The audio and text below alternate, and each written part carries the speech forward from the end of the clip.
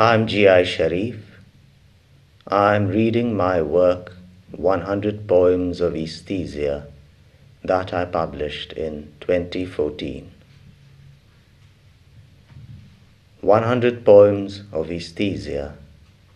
Preface. Each moment passes on to one of a higher artifice, a deeper alienation. This is the age of contortion. Consciousness is the sheer paranoia of obsolescence. Conscience, the mere conformity to common frenzy, mass self-deceit. The dilemma of one who is not, under the circumstances, zealous, to go on or to let go. Let go. Oh, if only one could, as the enlightened and the detached of yore. No, the hook of the chimera of advancement, effectively the knell of regression, is upon every fibre of our being. Thus, one ought to go on, humanly, feel and voice, with the hope that what created this subatomic snare will cause its riddance too, ennui. And thus the book, 100 Poems of Aesthesia.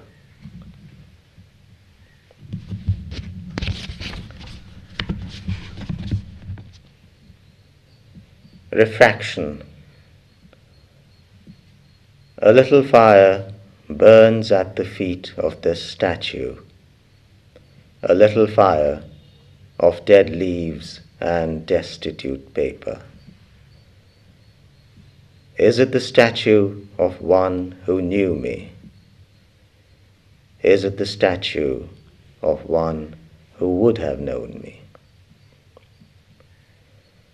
The thin smoke rises to its eyes that now have a glow in them, the glow of some passing light, eyes that may fill with tears.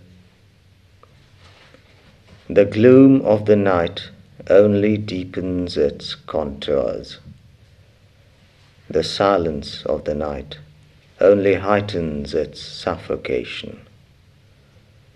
I am moved by its sculptured paralysis. I am now distant from it, on the threshold of dawn. Was it of metal? Was it of stone? Was it of wood? Was it of clay? Was it of flesh? Was it of one who knew me? Was it of one who would have known me?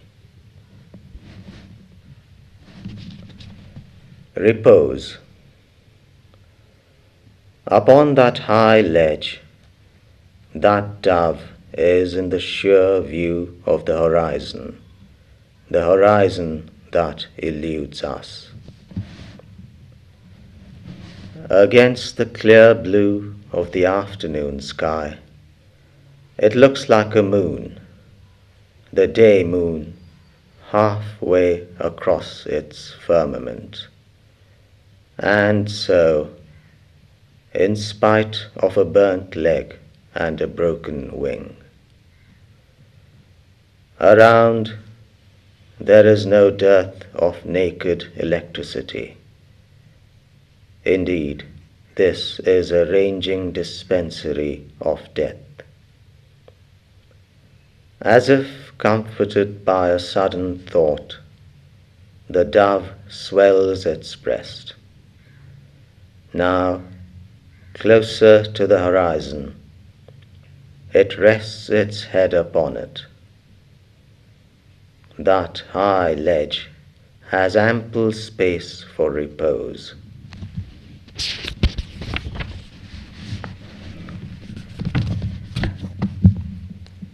Fluid.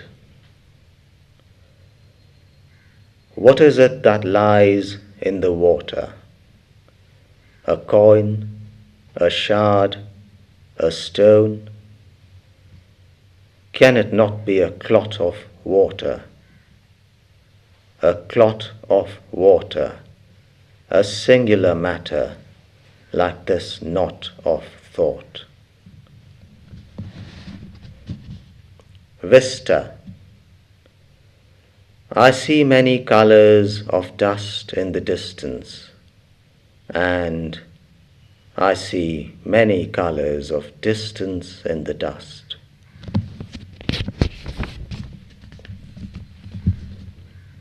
Limbo. The cry is not distant. It is as if for distance. What creature is it that seeks solitude? The ways are lost, lost in the rush of people, their motors, their mindlessnesses. The cry again, far from any passion. Is it the anguish of time? Is it the agony of space? Is it the phantom of thought? Pitch. The light from the lantern, it never went beyond the shoulder of the corner. The wall that celebrated the voicelessness of its fervor lies face upon the earth. The wall that bore the silence of its shadow lies face to the sky. The cerulean metal of its body blends rustily into the hesitant grass. The glass that for long showed and saw should lie in scattered invisibility.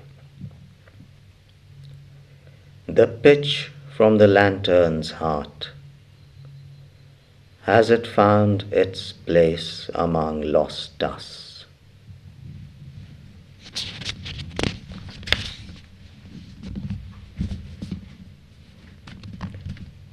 Estrangement. It has been a long time since I last saw the horizon.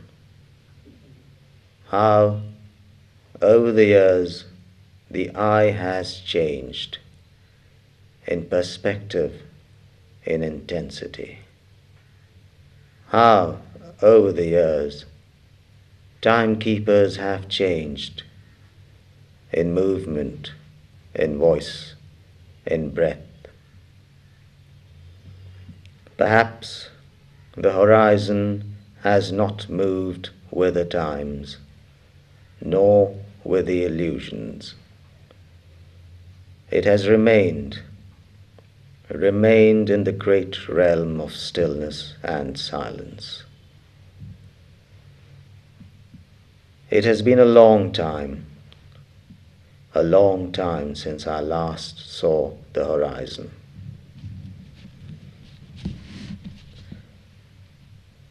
Subsumption. The clouds have gathered wearily over the smoke and the din. A lone eagle sits atop a building, sizing the frenzied barrenness. From somewhere comes the fervent voice of a woman. Elsewhere, the laughter of a child drowns slowly. The shadow of a man tries to pause.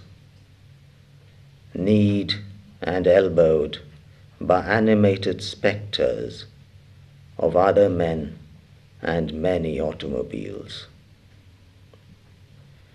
A cock crows in some shop prison window. Time, and as ever, even before it rains, the city's self-consciousness overcomes itself.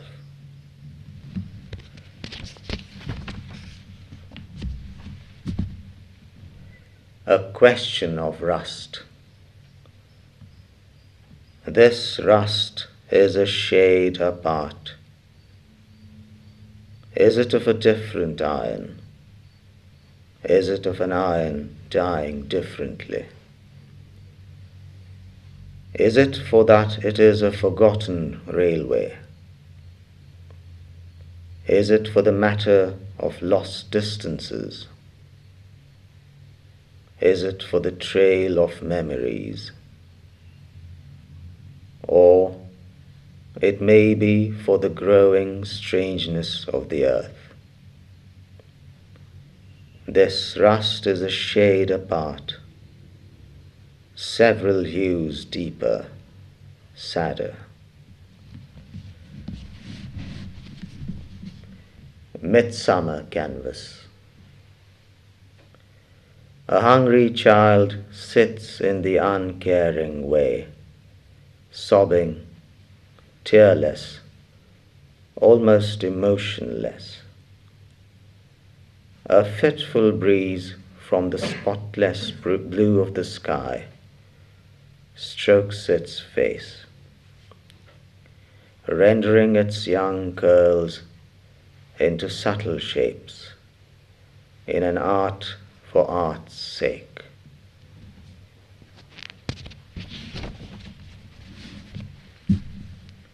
Mediums.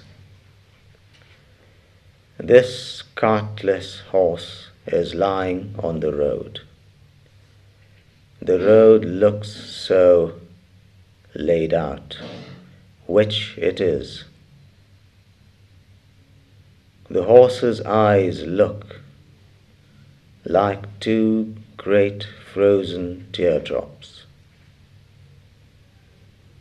I am on a stage all by itself, of ancient tragedies, of movement, of refraction. Balance. This moon casts no beams. The darkness highlights the folds of distance. The clouds dissipate like the unending dissipation of thought. The silence, it is of an aspect that has not yet known voice or vision. What threshold is this? Of a genesis, of an oblivion?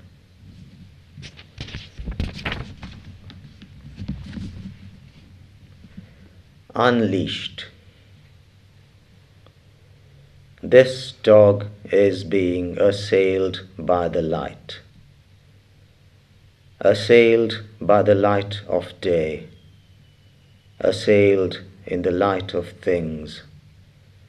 Assailed under the light from unseeing eyes. Its writhing is unearthly, its whining netherwards, and the green of the canopy is a shade too real. Suddenly a blanket happens, a blanket of no texture or color, a blanket of no origin or end, the blanket of stillness and silence. The light is now being assailed by the dog that is no more. Fragments. The flame flutters like a disturbed thought. What place is this that still burns pure fire for light? There is no deity within this amber-shadowed confine, nor the slightest sign for a devotee outside. I am cast back to the moment of my ingress. That rustle, that scent, that breath, that desire with the keenness of a pang, that gusty sweep of irreverence, and then stillness. What place is this that still burns pure light for fire? What place is this that enshrines a prismatic solitude?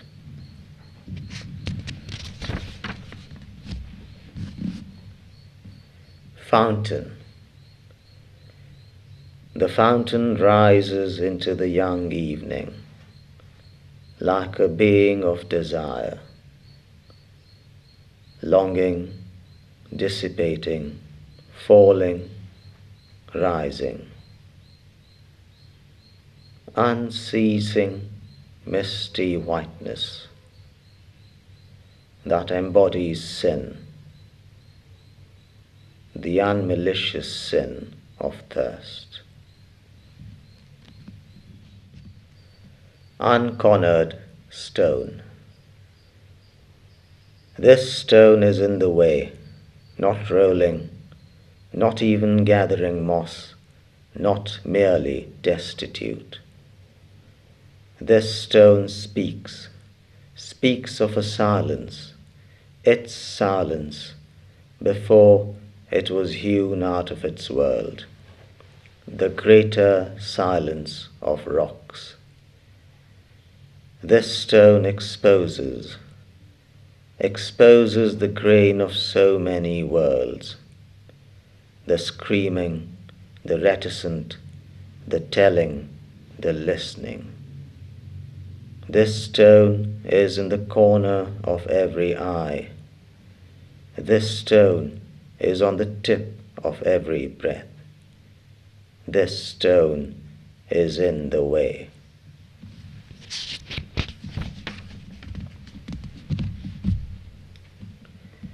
The bird beyond the bird.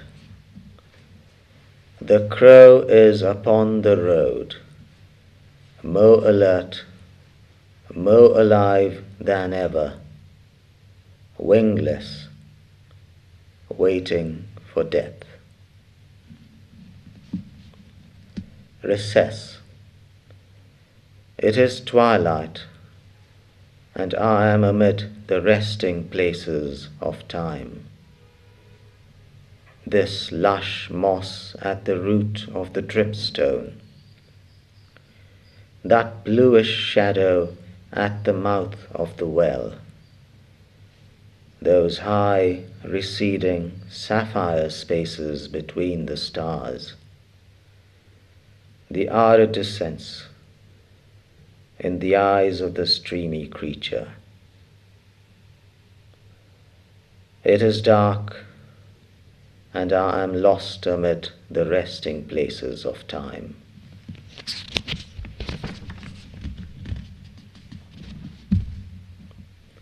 Chasms. One homely Sunday afternoon, long ago, I heard a sparrow. It spoke somberly, and in my youth I could not fathom the sadness in its voice. I remember that homely Sunday afternoon, for I cannot recall having heard a sparrow again, close to home. How long ago was that? Not that much time, as to heal the subtle chasms that rend one's own lifetime. In a city park, I am barefooted upon a rock that feels like flesh. The hum of the unseen motors is tremulous.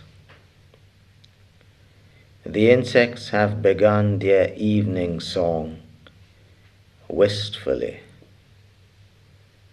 The earth, the grass, the trees, the high walls range like fantastic specimens in a fabulously changing light. The wail of a closing gate trespasses the homeward strain of the birds. I weigh once more the rock. It is stone, and I am flesh.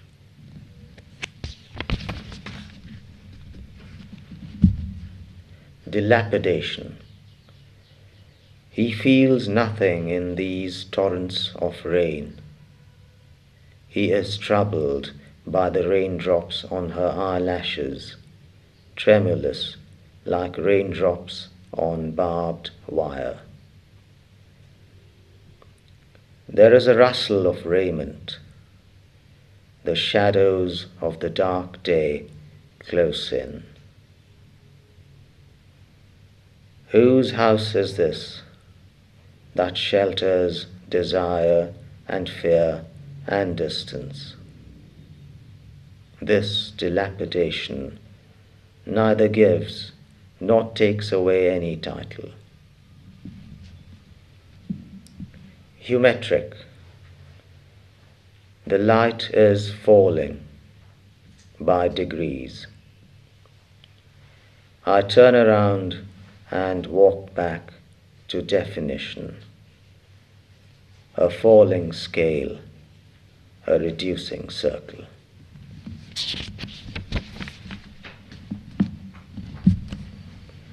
Tarred sentences.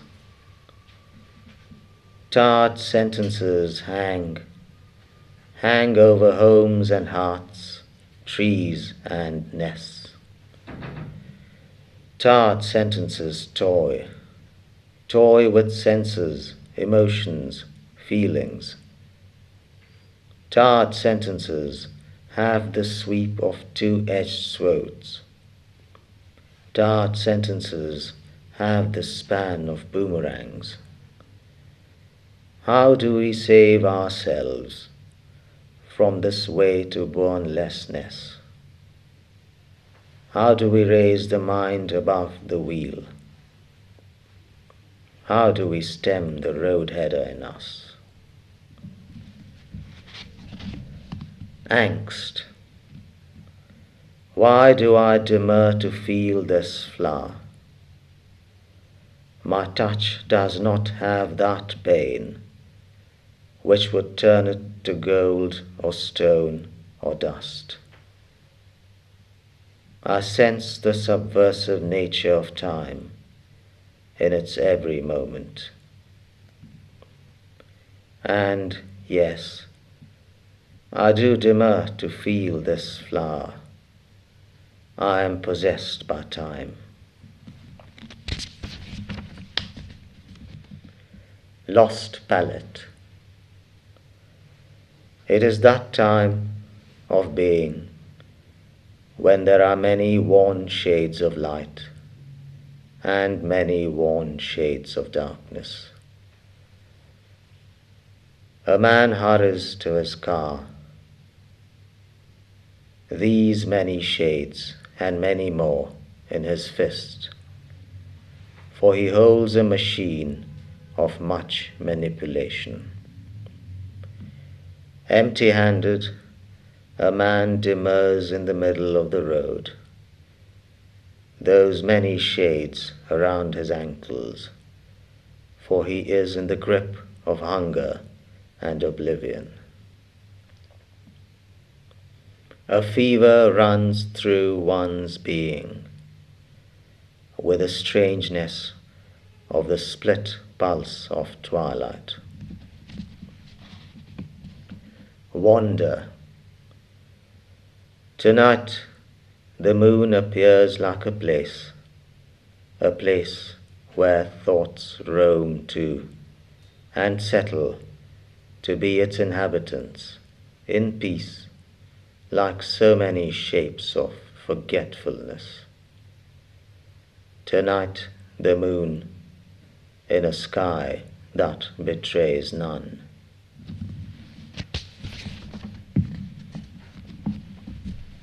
Silence. How silent are the great distances. How distant that great silence is. Silence that stems from nothing. Silence that owes to nothing. Silence that is in itself. Silence so apart from our silences of pain, of helplessness.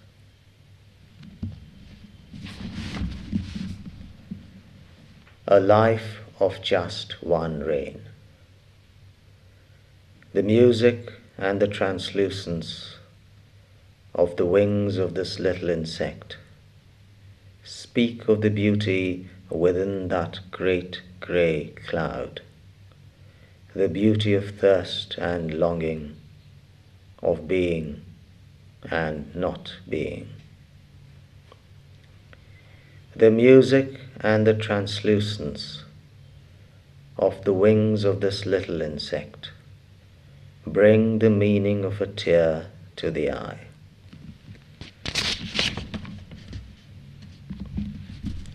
Rooflessness. Tonight the color of the sky is fabulous.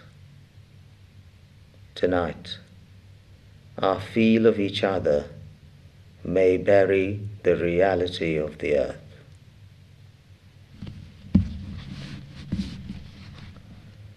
Acknowledgement. In the thick of dissonance, I often turn to the silence of animals, the resigned silence of the street dog, the breathless silence of the ox in harness, the aloof silence of the eagle on high, the anxious silence of the cat on the ledge, the wondering silence of the reined horse, the obscure silence of the ant, and always the animals acknowledge me by making their silences more profound.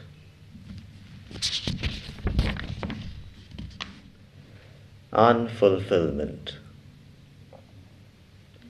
The aspect trembles.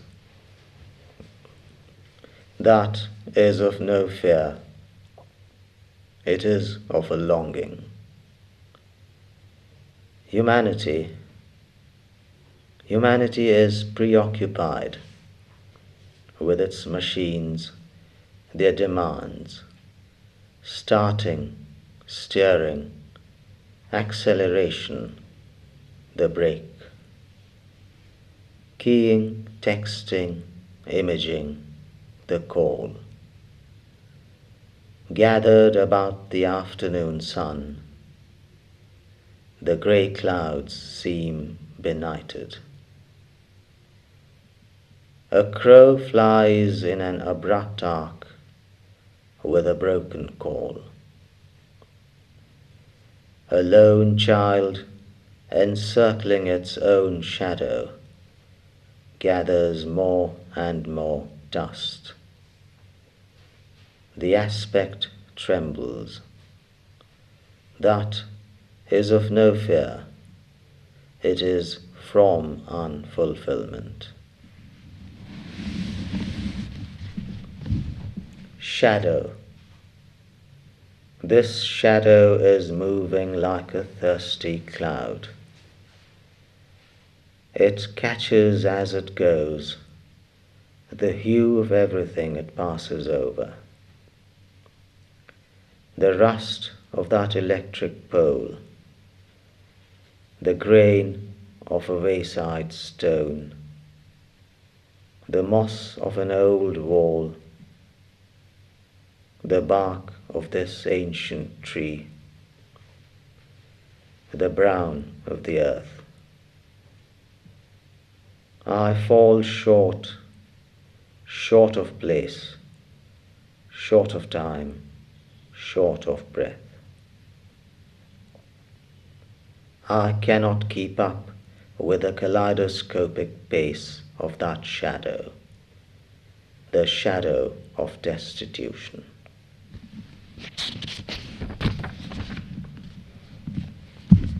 Anticipation. Late afternoon. The greyness deepens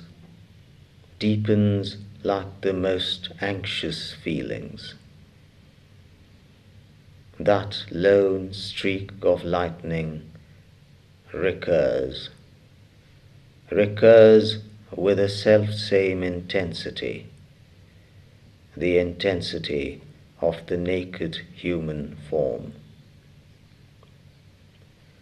What on earth will the rain assuage? And what on earth will the night satiate? The search. I'm looking for secret gardens, or gardens of secrets, or secrets of gardens. Where is that rain cloud headed to? Has this dead leaf left a trail?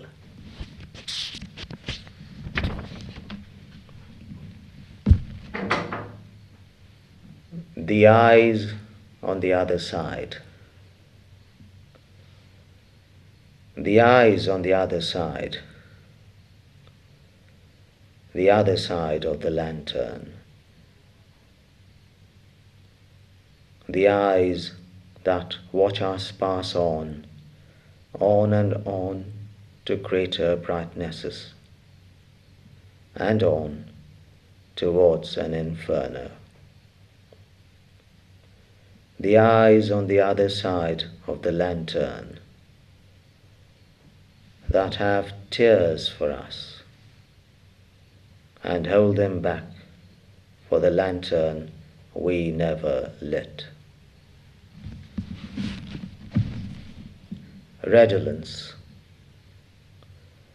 A dense shadow suddenly looms, the dense shadow of a great distance, stilling the many rippling colors of water to a deep grey.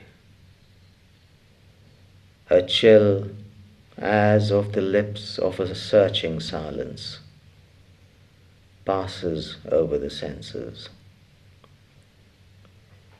Oh, why this redolence?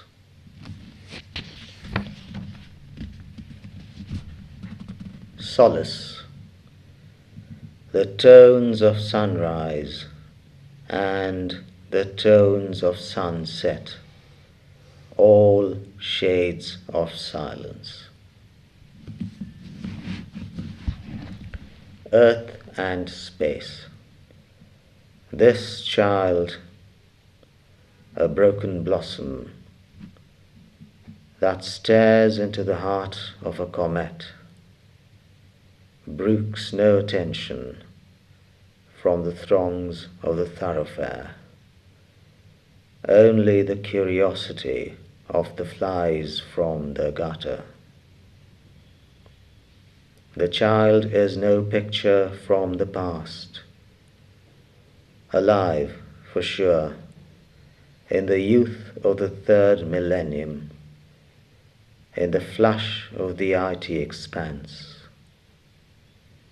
The comet is no glint of fantasy, photographed on the front page of the day's newspaper. The day's newspaper fallen on the ground.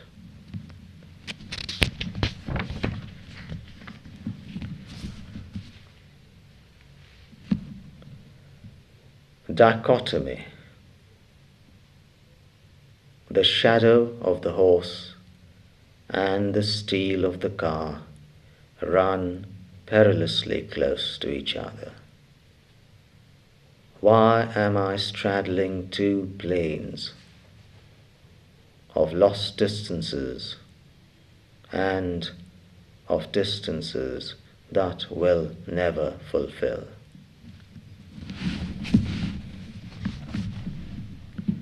Premonition.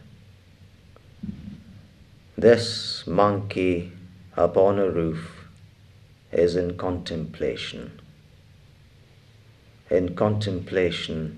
of the electric lines. There is a gleam in the nakedness of the wires, a gleam that seems to chart to shadows on the earth, the shadows the monkey ponders. The hum of the city, the hum that downplays the chaos nearby, unseen.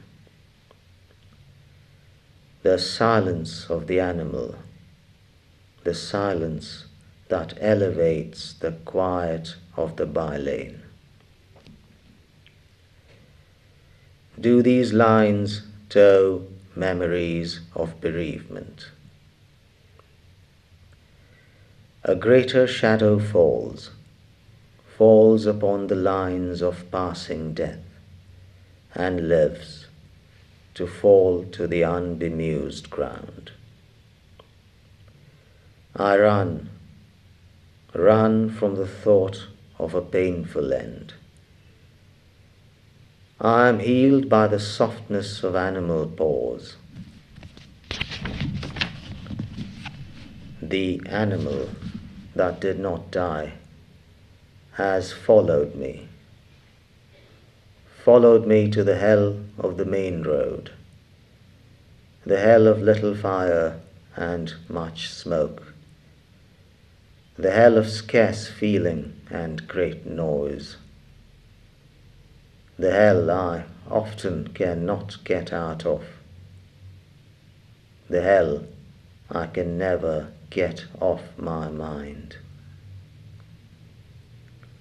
And there it is, curving belly-wise into my being. And now it has a spot of interest too. Ahead, in spite of the norm of heedless passage, people have gathered. The animal suddenly surges ahead and goes to the heart of the milieu, a burst electric transformer. The crowd recedes in mirth and trepidation, and the field is left to the animal, the field of debris, of metal, polymer, and flesh. It slackens and takes up a palmful of the remains of its skin, remains like broken clay toys that spark grief. The grief on its face slowly evolves to a wistfulness that no human can mimic. It drops the remains and turns away, leaving behind a silence like that of clay.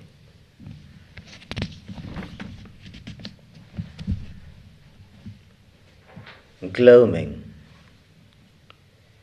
These empty ways seem shaped by a carefree hand and colored by a careless fist of ash.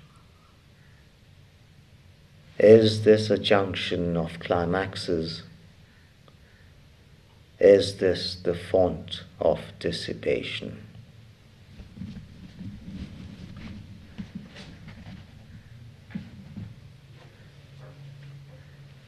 Perplexity. The horizon seems to be distancing. I have never known myself walking backwards. Is it the perplexity of the age that possesses me?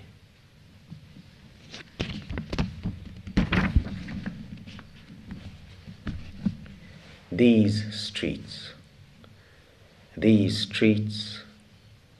of piercing motors and blunt faces, these streets of free-flowing cacophony and strained silence, these streets of stillborn emotions and dead sentiments, these streets of fake light and false colors, these streets of stunned instincts and animated innuendos, these streets of dead leaves and withered buds, these streets that can be, in any sense of way, neither yours nor mine.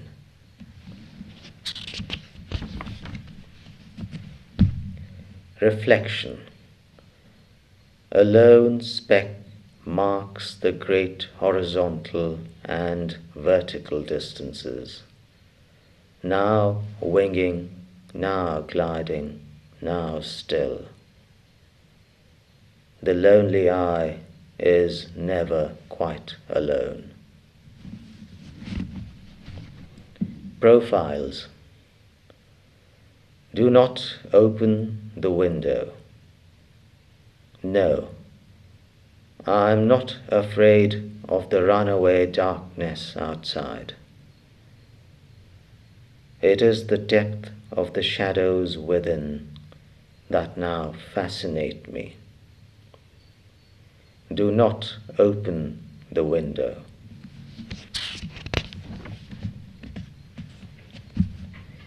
Conjuration. I lost the moon in the clouds. What was I doing in that high, laden haze? How did the moon come to be with me? My gaze falls to the earth, its rising dusts. The earth's own great questions blunt my thirst for answers. I want to become the substance of rain.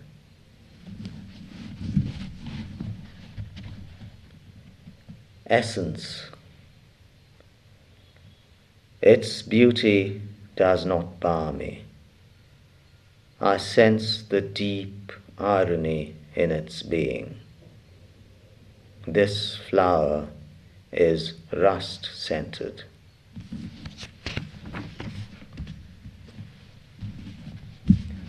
Lost.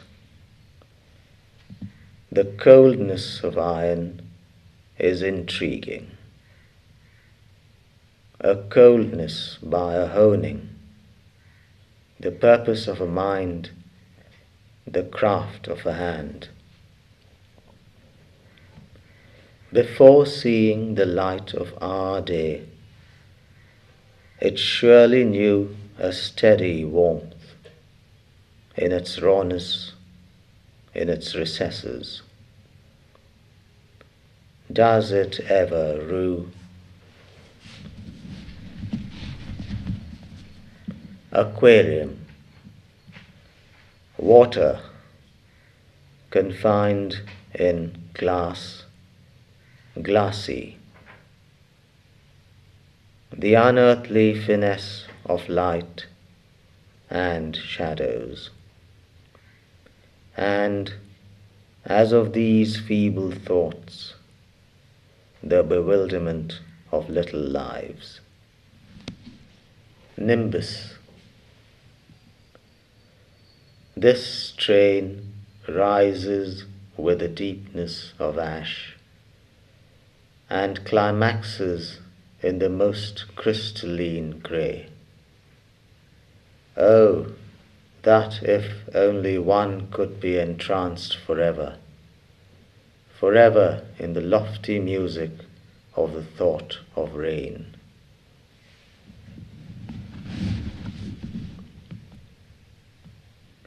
The mind map of a city beast of burden. Yesterday's ashes, today's inferno, tomorrow's smoke.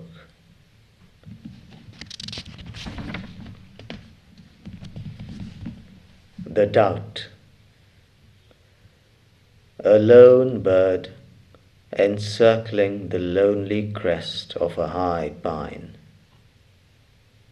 Am I lonely enough for any part in this ritual? Night. That horizontal line of a paling scarlet is like the last wound of the day, and the pain spills into the shadows beyond it, as if to give meaning to darkness.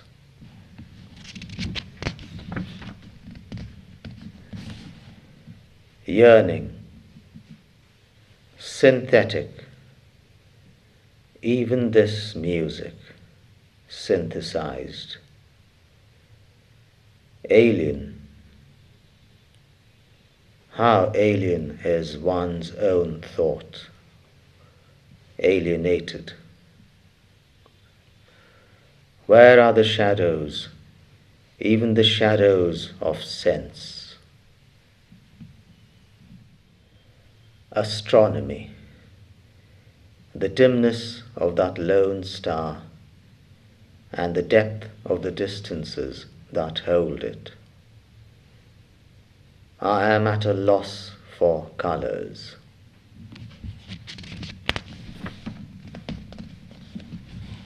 Loneliness. Across earth, over stone, through foliage. The struggle of the worm is such a picture of loneliness. The loneliness of the artist, scaling the deep truths of surfaces, subsuming the thin truths of mediums. In its loneliness, does the worm sweat as the artist cries? Spectrum. An ashen light colors space, etc. Is this a dawn? Is this a dusk? Is this the shadow of thought over time? Is it the shade of time bearing down upon thought?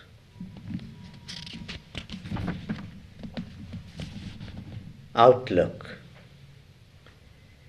Each time I venture further into this city of change, further into the change of this city, I am, besides abrasive cares, vaguely troubled by the loosening grip of thought. A feel for room. A pigeon lies dead on the window sill.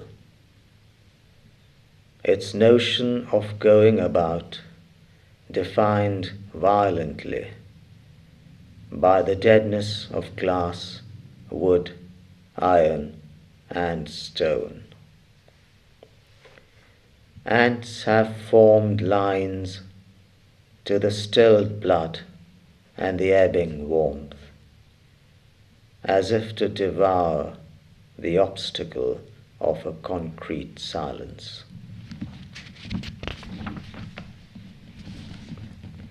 The age. This mirror looks like an expanse of shattered stones. What means are they that bear upon reflection with such malice? The butterfly. The butterfly upon the new, unpainted building. Is it already the spectre of transience?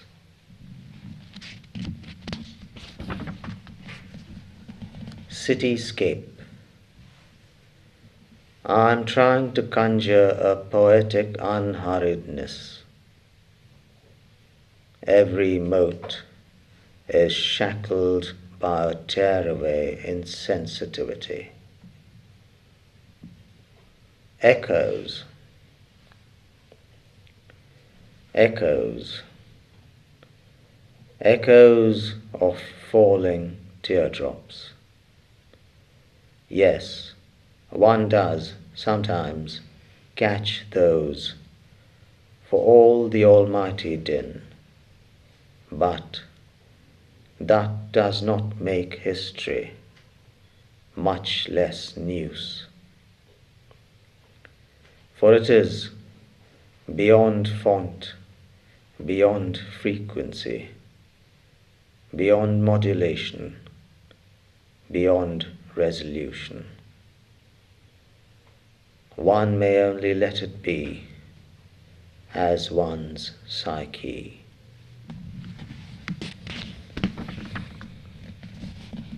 Unknown. Am I waiting for the distance, or does the distance wait for me? The songs of the birds are anear and afar. The waiting goes on. The silences of the birds are anear and afar. Nostalgia. What is it that I stumbled over? An old stone, an old bone. Now, far from that point of awakening, I have begun to dream again. What is it that I stumbled over? An old call, an old footfall.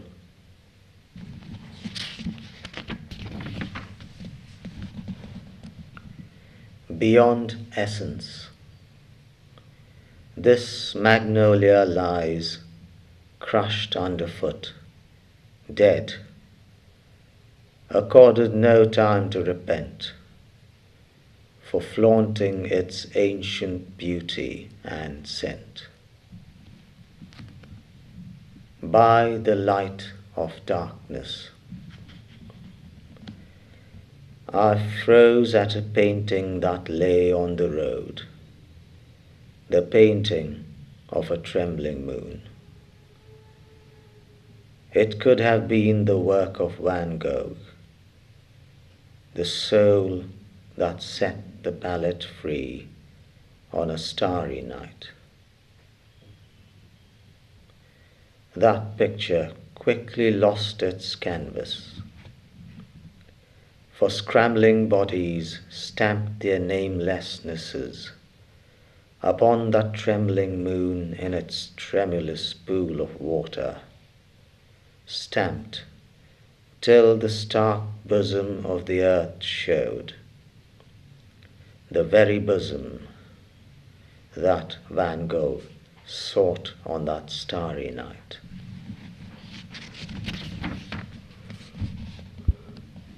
Noon. Should I move this stone to the shade? I know it feels no pain of the heat, no pain at all. Yet there is such an expression on its face of an aversion to the light. I cannot move the sun. I must move this stone to the shade. Extrapolation. A drop of rain stains the dust on the parched leaf. One more point for thought, one more moment of pause, one more expanse of desire. The overlook. The scents of deodorants begin to bite each other. It is the hour and the place of shopping. There is odor yet, even from a distance. The flies about the beggar speak of no camouflage. There is much sound, calls and talks and voices, not much sense.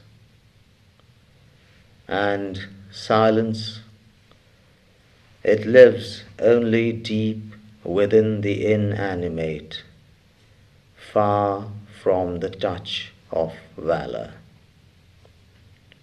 Where I stand, one may call it the overlook, not for long, for many would clamber over to have a whiff too, and that would make it a platform that would overturn the overlook.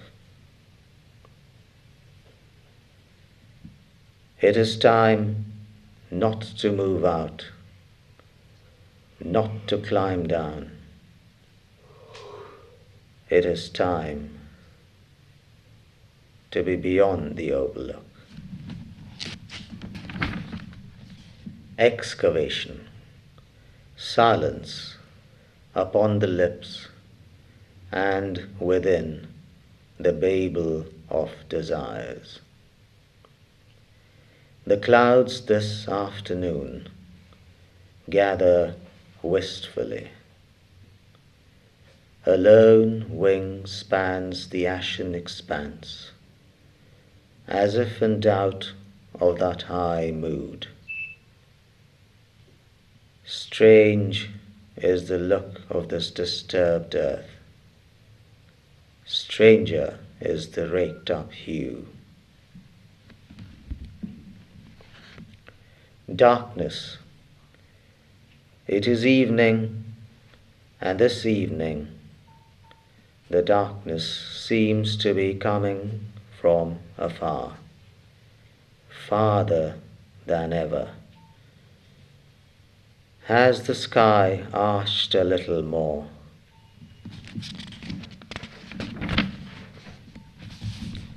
Matter and antimatter. Drops of stone fall like musical notes. Is this beauty? Is this preciousness? Is this ecstasy?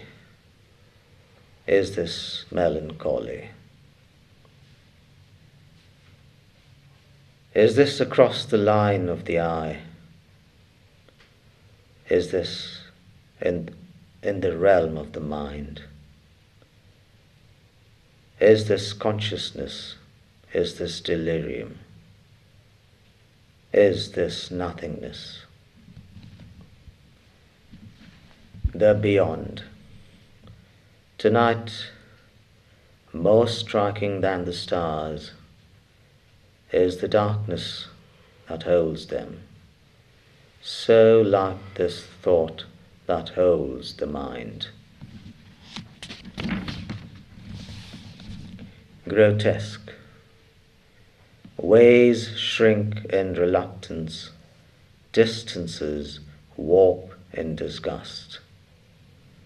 How unromantic is the endeavor of the hyper-age night, to live by the wheel, to kill by the wheel, to die by the wheel. Ways shrink in reluctance, distances warp in disgust. The welding of development. The window hangs lifeless. Every now and then, the window pane wakes up in a silvery perplexity and shudders. This is not the season of thunder and lightning. This is not a field of battle. This is the grotesque stage of the change of changelings, and every window would sleep on it. Upon terra firma. There is a certain moistness in the air. It is not the moistness of tears. It is not the moistness of laden winds. It is not the moistness of living bodies. It is not the moistness of the earth. It is the moistness of the unknown. Immediacy. The haze is great, greater than destiny.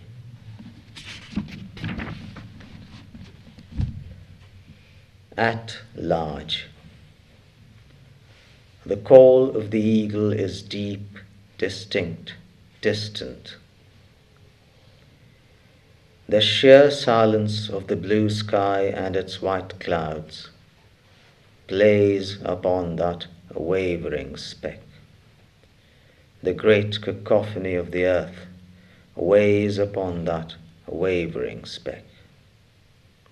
And as often, so often in one's time, I leave the thought high in limbo to find its way or to lose itself.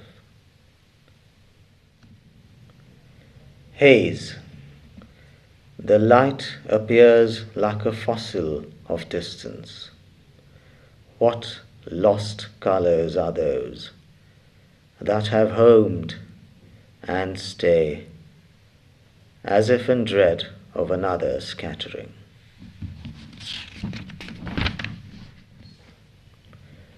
Bewilderment. A lone insect plays about the light. Its flitting shadow continually rents the walled aura of the room.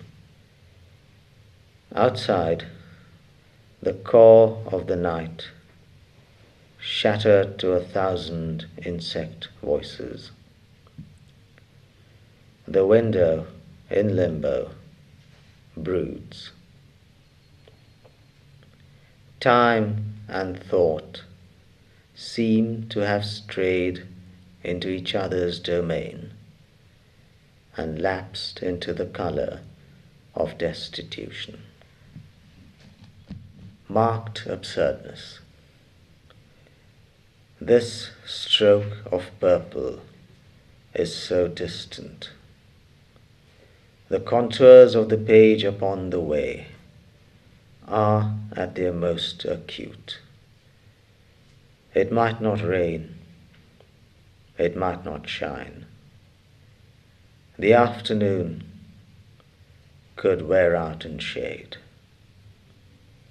Yet a shadow, the spectre of the virtual, has confounded the color and its paper far beyond a mere physical lapse.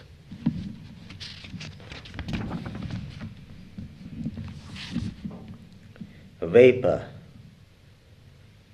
redolent of the mystic shadows within arose, this unravelling shade of dusk, and this wisp of a thought of you. The ink of pathos. There soon may not be a thing as deep and fluid as the ink of pathos, for there may be no pen, nor writing as the human knows it, yet, of course, much pain. And what of pathos? Can it ever be fashioned virtually?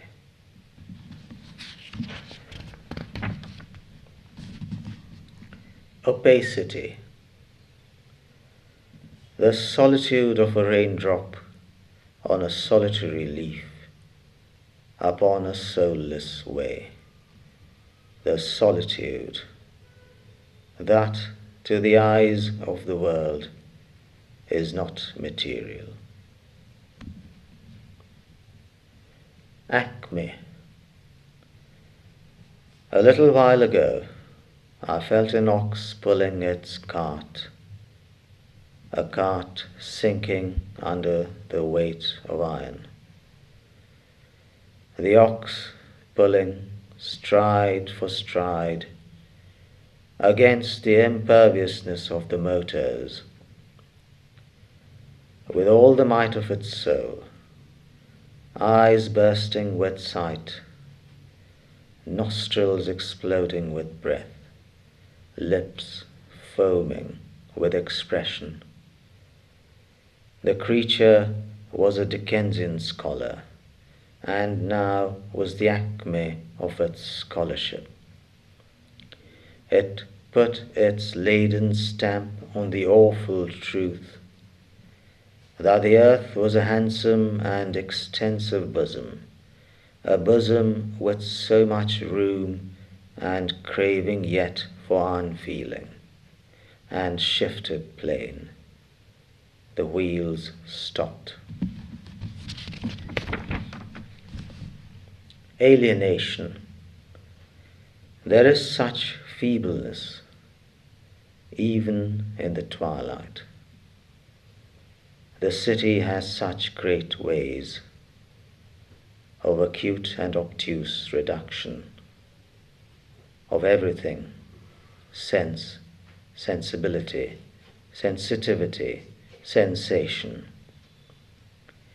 Perhaps that is what makes a city, that faculty of acute and obtuse desensitization.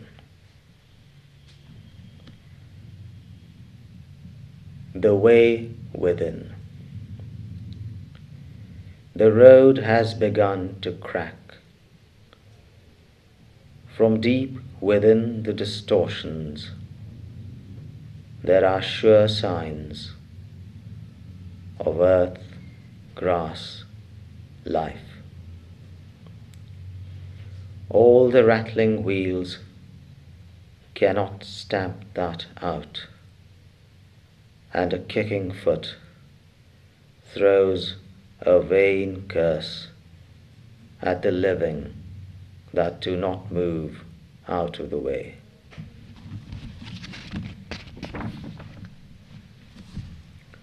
Obscurity. A lone cloud of the shape of a thought,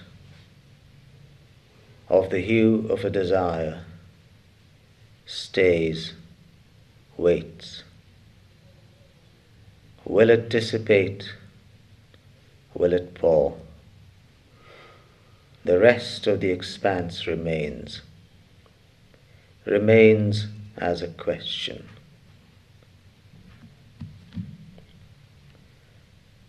The corner. The darkness of this corner and this scent of rust. I search for bleeding metal until my senses harden into unfeeling? Is it the ghost of a railing that lovers once clasped and leaned over deliriously, in an era in which gadgets did not burden the body, in an age of much sense and feeling?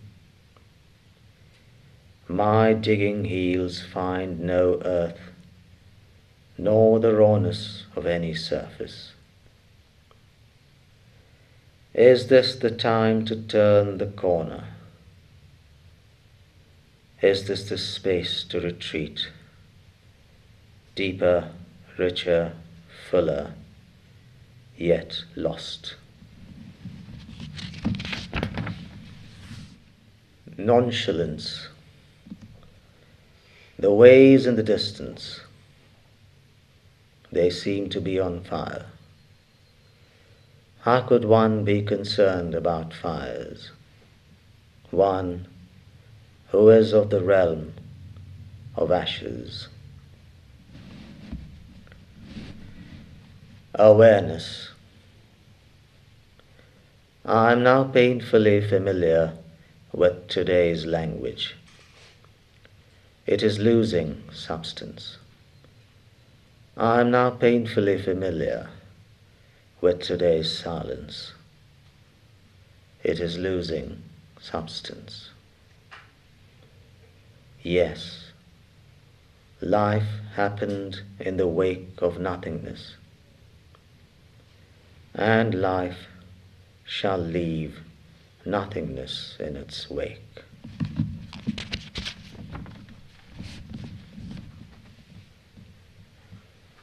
Dust. The dust hangs heavy, dark, distant. I quicken my step and conquer the miles and the hours in the most unearthly way. Still, the dust hangs heavy, dark, distant. What dust is it that is repelled by flesh, blood, and feeling? Still, the horse lies in the shade of the wheel. This is the time and the place of the confluence of distances. Nothingness, that rusting iron turnpike, that is, somehow, a growing picture of nothingness, bleeding away, losing hardness, relaxing its grip on the earth.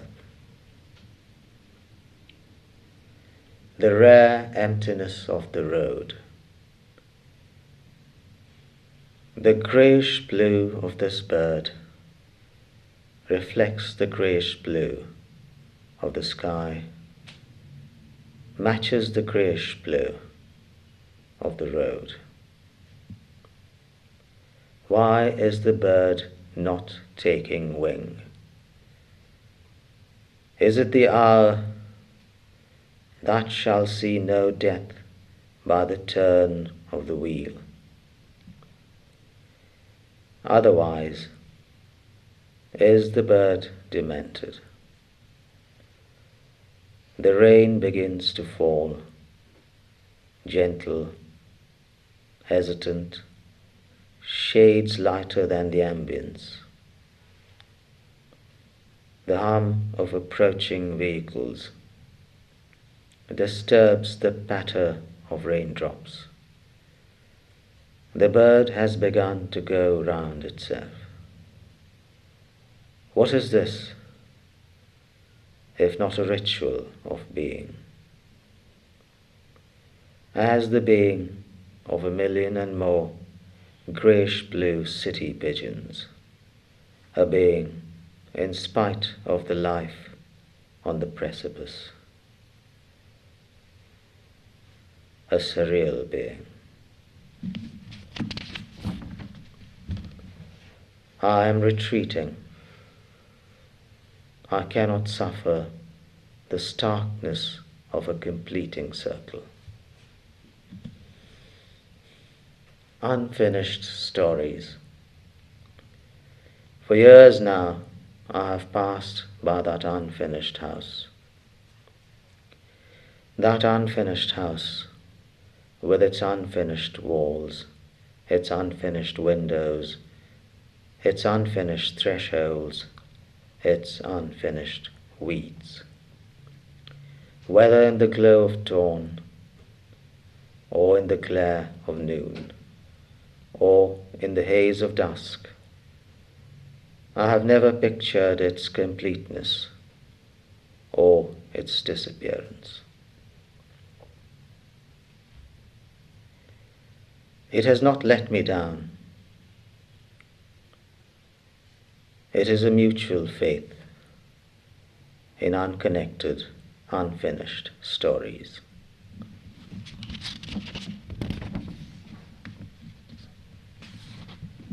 Remotion. I often think of the snows of the Arctic, of the sands of the Sahara. I often wonder of the souls of the beings there. Dawn. The call of the crow is almost human. It has lived through another nightmare of our making.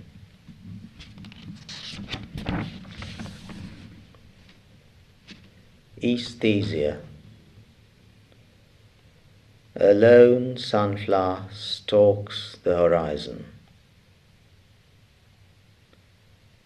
When will distance outlive itself? And finally, the dedication. No contrivance can mask the aura of the book. Faithfully, 100 Poems of Aesthesia.